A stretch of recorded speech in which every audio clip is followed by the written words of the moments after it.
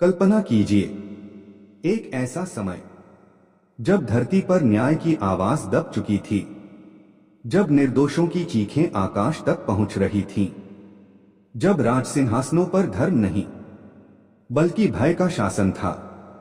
हर दिशा में अत्याचार था, हर नगर में आतंक, हर घर में असुरक्षा और हर हृदय में केवल एक ही प्रश्न, क्या अब कोई हमें बचाने आएगा? यही वह समय था जब स्वयं सृष्टि ने अपने पालनहार को पुकारा और उसी पुकार ने जन्म दिया इतिहास के सबसे महान अवतार को, श्री कृष्ण। लेकिन क्या श्री कृष्ण का जन्म केवल कंस का वध करने के लिए हुआ था?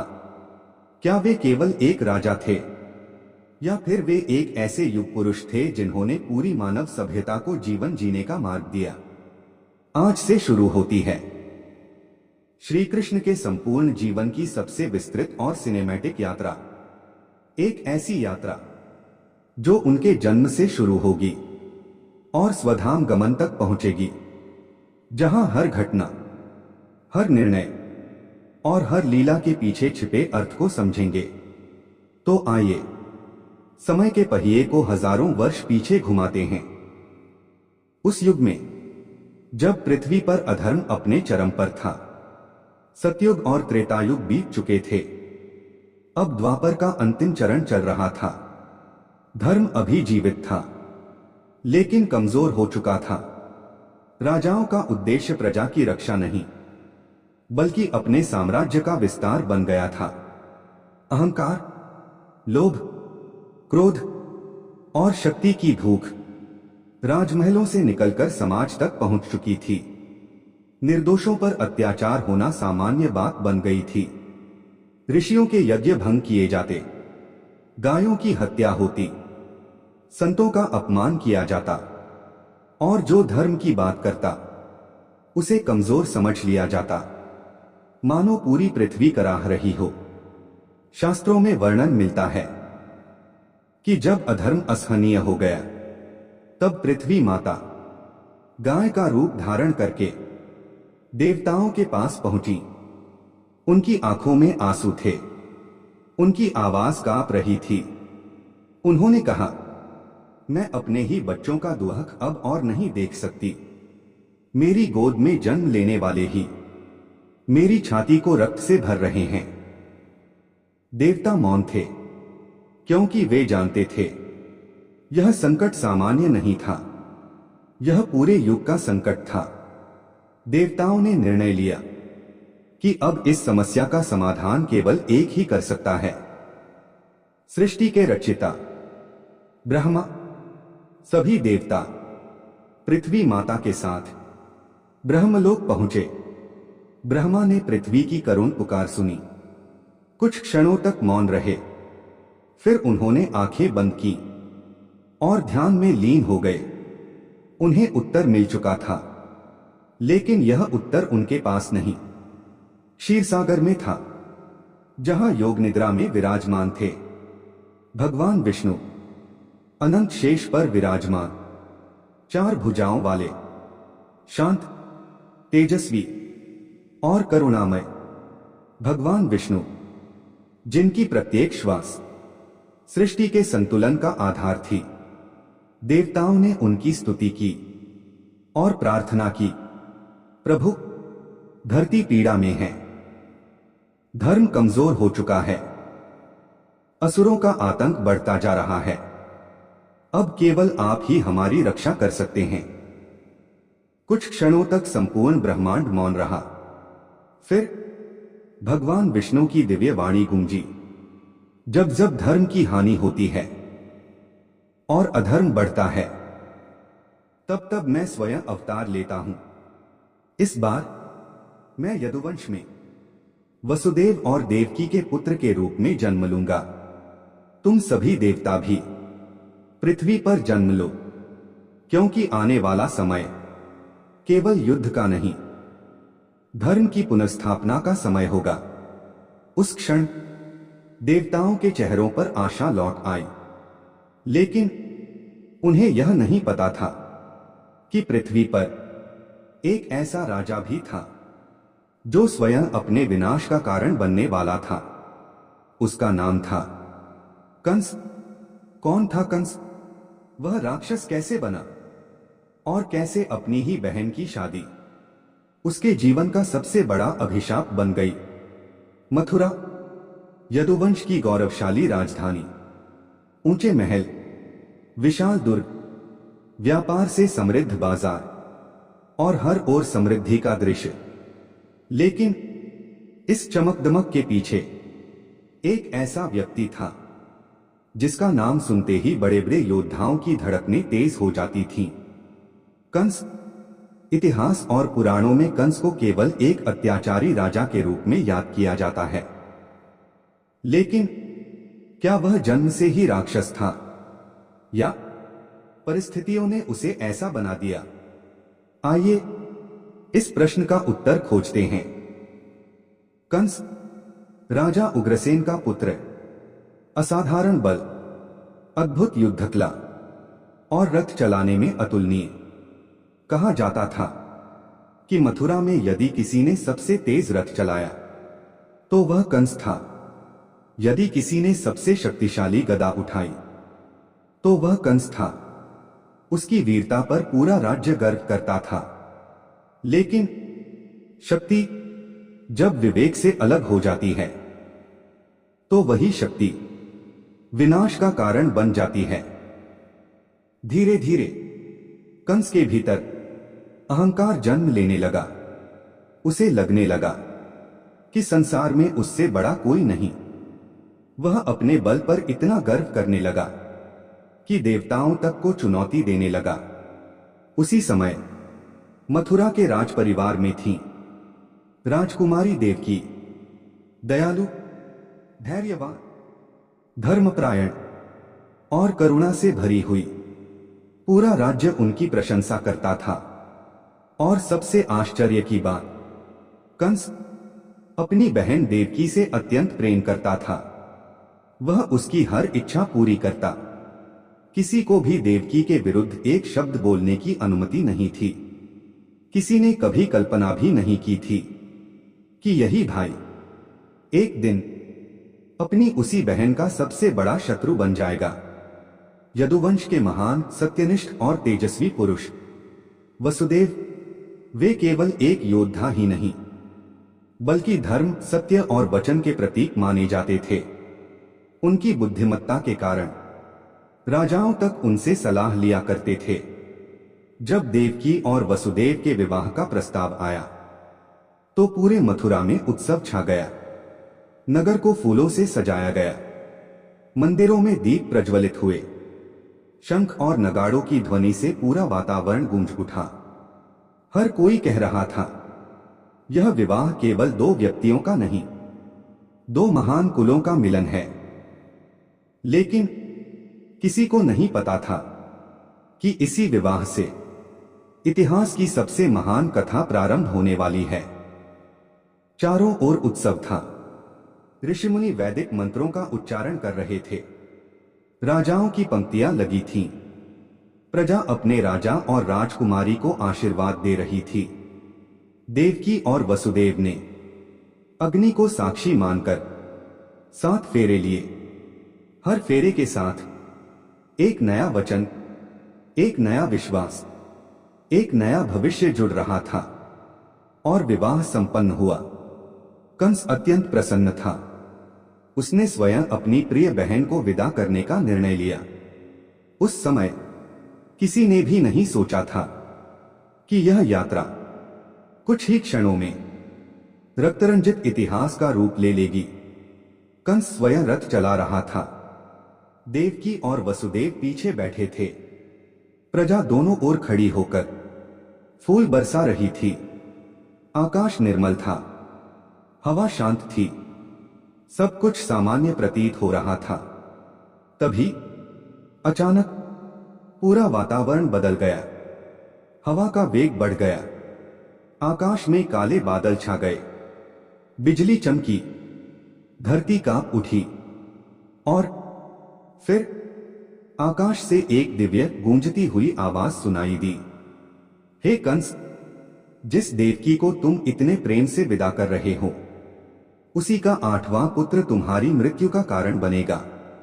कुछ क्षणों के लिए समय जैसे थम गया, रथ रुक गया, घोड़े भय से हिनहिनाने लगे, देवकी का चेहरा पीला पड़ गया। वसुदेव ने गहरी सांस ली और कंस, जो कुछ क्षण पहले अपनी बहन की विदाई पर मुस्कुरा रहा था, अब उसकी आंखों में केवल एक ही चीज थी, भय। क्योंकि दुनिया का सबसे शक्तिशाली व्यक्ति भी अपनी मृत्यु की भविष्यवाणी सुनकर कांप उठता है। धीरे धीरे उसका भय क्रोध में बदलने लगा। उसने तलवार निकाली और उसी क्षण अपनी ही बहन की ओर बढ़ा। जिस भाई ने अभी कुछ ही पल पहले अपनी बहन को सम्मान के साथ विदा किया था, अब वही उसी बहन की हत्या करने जा रहा था। क्या देवकी का जीवन यहीं समाप्त हो जाएगा? क्या वसुदेव अपनी पत्नी को बचा पाएंगे, या यहीं से शुरू होगा भगवान श्री कृष्ण के अवतार का सबसे बड़ा रहस्य? कंस की तलवार अब देवकी के सिर के ठीक ऊपर थी। एक और नयनवेली दुल्हन, जिसकी आंखों में अभी कुछ क्षण पहले तक नए जीवन के सपने थे, और दूसरी ओर उसका अपना भाई, जिसकी आंखों में अब प्रेम नहीं, सिर्फ मृत्यु का भय था। यही भय इंसान से सबसे बड़े पाप करवा देता है। देवकी भय से कांप रही थी। उन्होंने अपने भाई की ओर देखा, लेकिन कंस के चेहरे पर कोई दया नहीं थी। उसकी मुट्ठी में तलवार और भी कस गई। उसी समय वसुदेव आगे बढ़े। उन्होंने बिना घबराए शांत स्वर में कहा, राजकुमार कंस, आप इतने महान योद्धा हैं। आपकी वीरता की चर्चा पूरे आर्यावर्त में होती है। क्या आपकी कीर्ति इस बात से बढ़ेगी कि आप अपनी ही निहत्थी बहन की हत्या कर दें? कंस कुछ क्षण रुका, लेकिन उसका भय अभी भी जीवित था। उसने कठोर स्वर में कहा, वसुदेव, तुमने भी आकाशवाणी सुनी है। मुझे अपनी मृत्यु का इंतजार करने की मूर्खता नहीं करनी। वसुदेव ने एक गहरी सांस ली। उन्हें समझ आ चुका था कि इस समय तलवार से नहीं, बुद्धि से युद्ध जीतना होगा। उन्होंने दोनों हाथ जोड़कर कहा, यदि तुम्हें केवल 8वें पुत्र से भय है, तो मैं वचन देता हूं, देवकी की हर संतान के जन्म के बाद मैं स्वयं उसे तुम्हारे पास लेकर आऊंगा। तुम्हें किसी प्रकार का छल नहीं मिलेगा। मैं अपने वचन से कभी पीछे नहीं हटूंगा। यह सुनकर चारों ओर सन्नाटा छा गया। देवकी ने आश्चर्य से अपने पति की ओर देखा। क्या कोई पिता अपनी संतान को स्वयं मृत्यु के हाथों सौंपने का वचन दे सकता है? लेकिन वसुदेव जानते थे, यदि आज देवकी जीवित रही, तो भविष्य में ईश्वर की इच्छा अवश्य पूर्ण होगी। कुछ क्षण सोचने के बाद कंस ने तलवार नीचे कर दी। देवकी की जान तो बच गई, लेकिन उनकी स्वतंत्रता छिन गई। कंस ने आदेश दिया, देवकी और वसुदेव को तुरंत कारागार में डाल दिया जाए। भारी लोहे के दरवाजे खुले। सैनिकों ने दोनों को घेर लिया। राजमहल की रोशनी धीरे धीरे पीछे छूटती गई। उनके सामने अब एक अंधेरा, सीलन भरा पत्थरों का बना कारागार था। दीवारों पर मोटी लोहे की जंजीरें टंगी थीं। छोटा सा रोशनदान, जिससे दिन में भी मुश्किल से प्रकाश आता था। यहीं यदुवंश के सबसे सम्मानित दंपति कैद कर दिए गए। कंस ने केवल उन्हें कैद नहीं किया था, उसने उनकी हर खुशी, हर आशा और हर भविष्य को कैद करने की कोशिश की थी। लेकिन वह यह नहीं जानता था कि ईश्वर की योजना किसी कारागार में कैद नहीं की जा सकती। समय बीतने लगा। कुछ महीनों बाद देवकी ने अपने पहले पुत्र को जन्म दिया। कारागार की अंधेरी दीवारों के बीच एक मासूम की पहली किलकारी गूंजी। वसुदेव ने अपने पुत्र को गोद में लिया। उनकी आंखों में आंसू थे। देवकी मुस्कुरा रही थीं। कुछ क्षणों के लिए उन्हें लगा मानो संसार का सारा दुख समाप्त हो गया हो, लेकिन वचन अभी भी जीवित था। वसुदेव धीरे धीरे उठे। उन्होंने अपने नवजात पुत्र को अपनी बाहों में लिया और कारागार से बाहर निकलकर सीधे कंस के दरबार में पहुंचे। कंस ने बच्चे की ओर देखा, फिर आकाशवाणी को याद किया। उसने कहा, यह 8वां पुत्र नहीं है। मुझे इससे कोई भय नहीं। कुछ क्षणों के लिए मानो उसके भीतर का भाई जाग उठा। उसने बच्चे को वापस लौटा दिया। वसुदेव और देवकी की आंखों में आशा की एक किरण जगी। उन्हें लगा शायद कंस बदल रहा है, लेकिन भाग्य ने अभी अपना अगला पन्ना खोला ही नहीं था। कुछ समय बाद देवर्षि नारद मथुरा पहुंचे। उन्होंने कंस से कहा, राजन, क्या तुम निश्चित हो कि केवल 8वां पुत्र ही तुम्हारा अंत करेगा? क्या तुम ईश्वर की माया को समझ सकते हो? यदि भगवान अवतार लें तो क्या उन्हें गिनती में बांधा जा सकता है? पहला भी 8वां हो सकता है और 8वां भी पहला। इन शब्दों ने कंस के मन में फिर से भय की आग जला दी। अब उसे हर नवजात शिशु अपनी मृत्यु का रूप दिखाई देने लगा। भय अब पागलपन बन चुका था।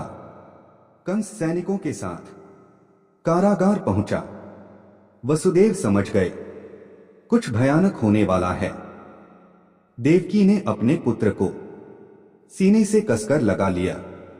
उन्होंने रोते हुए कहा, भैया, यह तुम्हारा भांजा है। इसने तुम्हारा क्या बिगाड़ा है? लेकिन भय रिश्तों से बड़ा हो चुका था। कंस ने मासूम बच्चे को देवकी की गोद से छीन लिया। कारागार में एक मां की चीख गूंज उठी और उसी क्षण निर्दोष जीवन समाप्त कर दिया गया। पूरा कारागार मौन हो गया। वसुदेव ने आंखें बंद कर ली। देवकी बेसुध होकर पत्थर की जमीन पर गिर पड़ी। उसी दिन कंस ने केवल एक बालक की हत्या नहीं की, उसने अपने भीतर बचे हुए इंसान को भी मार दिया। लेकिन यह तो केवल शुरुआत थी। आने वाले वर्षों में ऐसी ही 6 बार एक मां की गोद सूनी होने वाली थी और हर मृत्यु भगवान श्री कृष्ण के अवतार को एक कदम और निकट ला रही थी। समय कभी किसी के लिए नहीं रुकता, न राजाओं के लिए, न कैदियों के लिए और न ही उन माताओं के लिए जो हर दिन अपने बच्चे को खोने के डर में जीती हैं। मथुरा के उस अंधकारमय कारागार में दिन बीतते गए, महीने वर्षों में बदलते गए, लेकिन एक चीज कभी नहीं बदली, कंस का भय। वह भय जो अब उसके लिए किसी शत्रु से भी अधिक भयानक बन चुका था। देवकी फिर गर्भवती हुई। कारागार में आशा की एक छोटी सी किरण जगी। वसुदेव हर दिन ईश्वर से प्रार्थना करते, हे प्रभु, यदि यह आपकी इच्छा है तो हमें शक्ति दीजिए। लेकिन जैसे ही शिशु जन्म लेता, वैसे ही कारागार के बाहर भारी कदमों की आवाज सुनाई देती। लोहे का विशाल द्वार खुलता और उसके साथ कंस प्रवेश करता। उसके चेहरे पर न दया थी, न पश्चाताप, सिर्फ एक ही भावना, भय। एक एक करके दूसरा पुत्र, तीसरा पुत्र, चौथा, पांचवा और छठा, सभी उसी निर्दयी अंत का शिकार हुए। हर बार देवकी की चीखें पत्थरों की दीवारों से टकराकर लौट आती। हर बार वसुदेव अपनी मुट्ठियां भींच लेते। लेकिन अपना वचन नहीं तोड़ते। उनके लिए यह केवल एक प्रतिज्ञा नहीं थी, यह ईश्वर की योजना पर विश्वास था। अब कंस पूरी तरह बदल चुका था। उसे हर नवजात शिशु में अपनी मृत्यु दिखाई देती थी। उसने पूरे राज्य में आदेश जारी कर दिया, मेरे विरुद्ध कोई षड्यंत्र रचने की कोशिश करेगा तो उसका पूरा परिवार समाप्त कर दिया जाएगा। उसके सैनिक ऋषियों के आश्रमों तक पहुंचने लगे। यज्ञों में बाधा डाली जाने लगी। धर्म का पालन करने वाले लोगों पर अत्याचार बढ़ गया। मथुरा, जो कभी उत्सवों का नगर थी, अब भय का नगर बन चुकी थी। लोग धीरे धीरे बोलना भी भूल गए थे, क्योंकि दीवारों के भी कान होते हैं। और कंस के सैनिक हर जगह मौजूद थे। एक रात देवकी ने वसुदेव से पूछा, स्वामी, क्या हमारी किस्मत में यही लिखा है? क्या हमारी गोद कभी नहीं भरेगी? वसुदेव ने धीरे से उनका हाथ थामा। उन्होंने कहा, देवी, जो कुछ हो रहा है वह हमारी समझ से परे है, लेकिन मुझे विश्वास है ईश्वर कभी अन्याय का साथ नहीं देते। जिसने हमें यह परीक्षा दी है वही इसका अंत भी करेगा। उनकी आवाज में कोई शिकायत नहीं थी, सिर्फ विश्वास था। और कभी कभी अंधकार में विश्वास ही सबसे बड़ा प्रकाश होता है। कुछ समय बाद देवकी ने 7वीं बार गर्भ धारण किया, लेकिन इस बार कुछ अलग था। कारागार के भीतर एक अद्भुत दिव्य ऊर्जा महसूस होने लगी। ऋषिमुनियों ने ध्यान में देखा कि यह कोई साधारण गर्भ नहीं था, यह स्वयं अनंत शेष का अवतार था। वही शेष जिनके फनों पर संपूर्ण ब्रह्मांड टिका है, वही जो सदा भगवान विष्णु की सेवा में रहते हैं। देवताओं को समझ आ गया कि अब समय निकट है। उसी समय भगवान विष्णु ने अपनी योगमाया को आदेश दिया, समय आ गया है। देवकी के गर्भ में स्थित इस दिव्य बालक को गोकुल में रह रही रोहिणी के गर्भ में स्थापित कर दो। रोहिणी वसुदेव की दूसरी पत्नी थी। कंस के अत्याचारों से बचाने के लिए उन्हें पहले ही गोकुल भेज दिया गया था। योगमाया ने दिव्य प्रकाश का रूप धारण किया। रात्रि का समय था। सभी प्रहरी गहरी नींद में सो गए। कारागार अचानक अलौकिक प्रकाश से भर उठा। देवकी निद्रा में थी और उसी क्षण दिव्य शक्ति ने 7वें गर्भ को अदृश्य रूप से रोहिणी के गर्भ में स्थापित कर दिया। यह सब इतना शांत था कि किसी को कुछ भी पता नहीं चला। अगली सुबह महल में खबर पहुंची, देवकी का गर्भ नष्ट हो गया। कंस ने राहत की सांस ली। उसे लगा जिस बच्चे से उसे भय था वह जन्म लेने से पहले ही समाप्त हो गया। लेकिन उसे क्या पता था कि ईश्वर की योजना मानव बुद्धि से कहीं आगे होती है। जिसे वह मृत्यु समझ रहा था वह तो केवल एक दिव्य स्थानांतरण था। उधर गोकुल में रोहिणी का गर्भ धीरे धीरे बढ़ने लगा। यही बालक आगे चलकर बलराम कहलाएगा, शक्ति का प्रतीक, धर्म का रक्षक और श्री कृष्ण का सबसे प्रिय बड़ा भाई। अब समय और भी निकट आ चुका था। देवता प्रतीक्षा कर रहे थे। ऋषि ध्यान में लीन थे। पृथ्वी अपनी सांसें थामे हुए थी और मथुरा के उस अंधेरे कारागार में देवकी 8वीं बार गर्भवती हुई। लेकिन इस बार कुछ अलग था। उनके चेहरे पर एक अद्भुत तेज दिखाई देने लगा।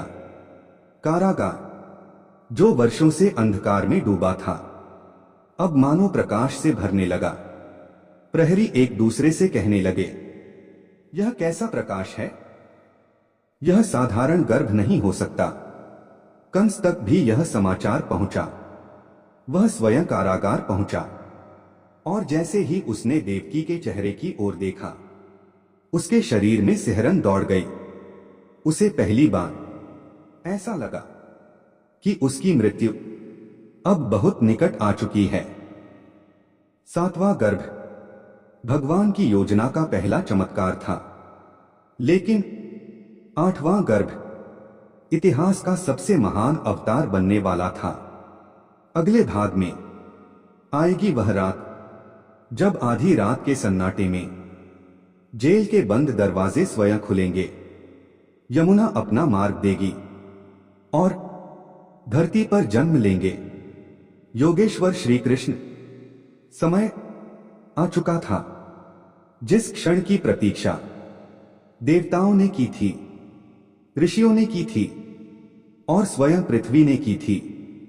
वह क्षण अब कुछ ही दूर था। मथुरा भय में डूबी हुई थी। राजमहल में सैनिक चौकसी बढ़ा चुके थे। कंस को नींद नहीं आती थी। उसे हर रात एक ही सपना दिखाई देता, एक तेजस्वी बालक जिसके हाथ में सुदर्शन चक्र है और उसकी ओर बढ़ता चला आ रहा है। वह घबराकर उठ बैठता। लेकिन आज की रात सिर्फ कंस की नहीं, पूरे ब्रह्मांड की दिशा बदलने वाली थी। भाद्रपद मास, कृष्ण पक्ष, अष्टमी तिथि, आधी रात का समय। आकाश घने बादलों से ढका हुआ था। तेज वर्षा हो रही थी। बिजलियां लगातार चमक रही थीं। ऐसा लग रहा था मानो प्रकृति स्वयं किसी महान घटना की तैयारी कर रही हो। मथुरा के लोग अपने अपने घरों में दुबके हुए थे। किसी को यह नहीं पता था कि उसी समय राजमहल के सबसे अंधेरे कारागार में इतिहास बदलने वाला है। देवकी गहरी पीड़ा में थी। वसुदेव उनके पास बैठे थे। उनके हाथ जुड़े हुए थे। उनकी आंखें बंद थीं। उनके होठों पर केवल एक ही प्रार्थना थी, हे प्रभु, यदि आपका वचन सत्य है तो आज इस संसार को आशा दीजिए। और तभी कुछ ऐसा हुआ जो पहले कभी नहीं हुआ था। कारागार की दीवारों से एक दिव्य प्रकाश निकलने लगा। लोहे की जंजीरें मानो चमकने लगी। पत्थर की दीवारें स्वर्णिम आभा से भर गईं। संपूर्ण कारागार दिव्य ऊर्जा से स्पंदित हो उठा। देवकी का चेहरा अलौकिक तेज से दमकने लगा। वसुदेव ने आंखें खोली और वे कुछ क्षणों के लिए स्तब्ध रह गए। उन्हें ऐसा लगा मानो स्वयं वैकुंठ इस कारागार में उतर आया हो। और फिर आधी रात के ठीक उस पवित्र क्षण में भगवान श्री कृष्ण प्रकट हुए, लेकिन एक साधारण शिशु के रूप में नहीं।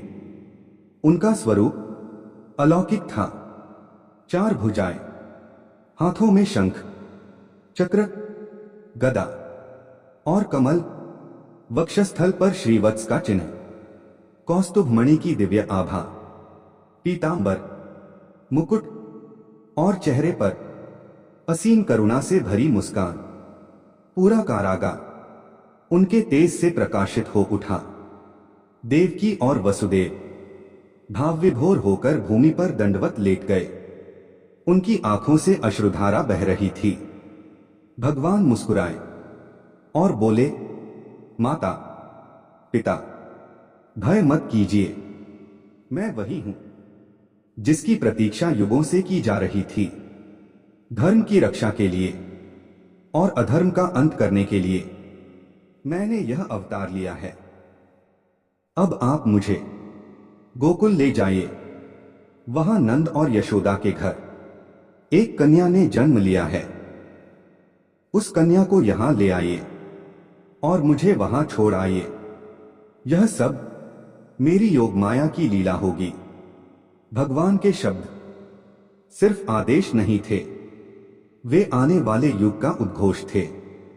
इतना कहकर भगवान ने धीरे धीरे अपना चतुर्भुज स्वरूप त्याग दिया। कुछ ही क्षणों में वह दिव्य प्रकाश एक छोटे से नवजात शिशु में बदल गया। अब वहां केवल एक मासूम बालक था, जो अपनी आंखें बंद किए शांत भाव से लेटा हुआ था। यदि कोई उसे देखता तो कभी विश्वास नहीं करता कि यही बालक आगे चलकर महाभारत का मार्गदर्शक बनेगा, गीता का उपदेश देगा और इतिहास को नई दिशा देगा। जैसे ही वसुदेव ने शिशु कृष्ण को अपनी बाहों में उठाया, एक के बाद एक चमत्कार होने लगे। उनके पैरों में बंधी लोहे की बेड़ियां अपने आप टूटकर गिर गईं। हाथों की जंजीरें स्वयं खुल गईं। कारागार का विशाल लोहे का द्वार बिना किसी सैनिक के धीरे धीरे खुल गया। बाहर खड़े प्रहरी गहरी निद्रा में सो चुके थे, मानो समय स्वयं कुछ क्षणों के लिए ठहर गया हो। वसुदेव ने आश्चर्य से चारों ओर देखा। उन्होंने शिशु कृष्ण को अपने सीने से लगाया और मन ही मन कहा, प्रभु, अब मैं समझ गया, यह यात्रा मैं नहीं, आप स्वयं करा रहे हैं।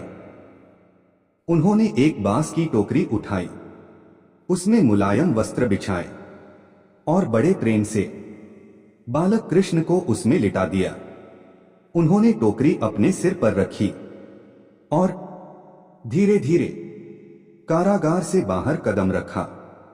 लेकिन कारागार से बाहर निकलना सबसे आसान चमत्कार था। अब उनके सामने थी उफनती हुई यमुना, भीषण वर्षा, घोर अंधकार और एक ऐसा मार्ग जिसे कोई मनुष्य पार नहीं कर सकता था। लेकिन जब स्वयं भगवान साथ हो तो प्रकृति भी उनके चरणों में झुक जाती है। रात अपने सबसे गहरे अंधेरे में थी। आकाश लगातार गरज रहा था। बिजलियां पूरे मथुरा को पल पल रोशन कर रही थीं। और उसी रात एक पिता अपने नवजात पुत्र को सिर पर टोकरी में रखकर जेल से बाहर निकल चुका था। वह पिता कोई साधारण पिता नहीं था, वह था वसुदेव। और उस टोकरी में कोई साधारण बालक नहीं था, वह स्वयं नारायण का अवतार था। वसुदेव धीरे धीरे आगे बढ़ रहे थे, हर कदम बहुत सावधानी से। सड़कों पर कोई नहीं था। महल के प्रहरी गहरी निद्रा में थे। कुत्ते जो जरा सी आहट पर भौंक उठते थे, आज बिल्कुल शांत थे। ऐसा लग रहा था मानो पूरी प्रकृति इस दिव्य यात्रा की रक्षा कर रही हो। लेकिन अभी सबसे कठिन परीक्षा बाकी थी। उनके सामने उफनती हुई यमुना नदी खड़ी थी। भयंकर वर्षा के कारण यमुना अपने पूरे वेग में बह रही थी। ऊंची ऊंची लहरें चट्टानों से टकरा रही थीं। कोई भी सामान्य व्यक्ति उस नदी में उतरने की कल्पना भी नहीं कर सकता था। वसुदेव कुछ क्षण रुके। उन्होंने टोकरी की ओर देखा, फिर आकाश की ओर। धीरे से बोले, प्रभु, अब आगे का मार्ग आप ही जानते हैं। उन्होंने पहला कदम नदी में रखा। ठंडा जल घुटनों तक पहुंचा। दूसरा कदम कमर तक, तीसरा सीने तक। कुछ ही क्षणों में यमुना का जल उनके कंधों तक पहुंच गया। लेकिन वसुदेव के हाथ जरा भी नहीं कांपे। उनकी दोनों भुजाएं सिर पर रखी टोकरी को अटल विश्वास के साथ थामे हुए थीं। उसी समय आकाश में एक तेज बिजली चमकी और उसके प्रकाश में एक दिव्य दृश्य दिखाई दिया। अनंत शेष, विशाल, असंख्य फनों वाले दिव्य शेषनाग धीरे धीरे प्रकट हुए। उन्होंने अपने विशाल फनों का छत्र बालक कृष्ण के ऊपर फैला दिया। अब मूसलाधार वर्षा की एक भी बूंद शिशु कृष्ण तक नहीं पहुंच रही थी। वसुदेव समझ गए कि यह यात्रा वे अकेले नहीं कर रहे, स्वयं सृष्टि इस अवतार की रक्षा कर रही है। एक कथा के अनुसार यमुना ने भगवान के चरणों का स्पर्श करने की इच्छा की। अचानक जल का स्तर थोड़ा ऊपर उठा। वसुदेव एक क्षण के लिए घबरा गए, लेकिन जैसे ही जल टोकरी तक पहुंचा, बालक कृष्ण का नन्हासा चरण यमुना के जल से स्पर्श हुआ और उसी क्षण यमुना शांत हो गई।